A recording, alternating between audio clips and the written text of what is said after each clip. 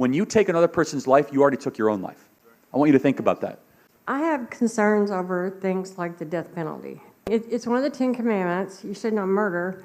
So is it somehow justified because they're such a horrible criminal, or are they eliminating or changing the trajectory of God's plan for what it was supposed to be because they murdered somebody and they didn't go when God was ready for them?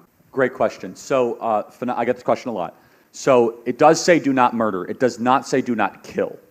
So those are two different Hebrew words, right? So to murder is a completely different thing than to kill. For example, you're allowed to kill in self-defense. Somebody comes into your house, you are allowed to take that life if your life is being put into jeopardy. In fact, to go a step further, the reason why it made sense to ancient Israel, did you know that a life for a life, otherwise known as the death penalty, is the only law that is in all 5 books of the Torah?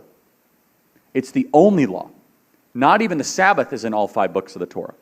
Now, the Sabbath exists in Genesis, but it's not in all 5 books. So this idea of taking a life if you take a life, what is it rooted in? Why does it matter? Well, first of all, God is communicating to us the first thing. Taking human life is a major deal. That's God's first moral teaching in the Torah, that it's not to be trivialized. Let me give you another example.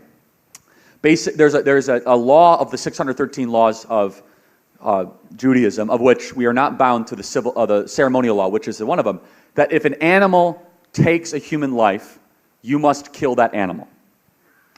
Okay, so it's like, okay, that's like, why do that? Well, what are you going to have, oh yeah, that's Lenny, he killed my uncle, and say hi. Like, you're going to keep that animal around? The only punishment imaginable for taking the thing that only we are made in the image of God. So if you take another image bearer's life, what could possibly be a just punishment for that? Well, according to the economy of God, it's that your life must also be taken. And according to scriptural theology, we are not taking that person's life. If someone were to murder Alex or murder me, they already murdered themselves in that action. They already bestowed the punishment upon themselves. We are simply completing the task. And think about it. Some people will say, but Charlie, it's not fair because of whatever sob story liberal reason. How is it, and honestly, no, and I'll just close with it. I'll kind of finish with this. But you know who it's not fair to?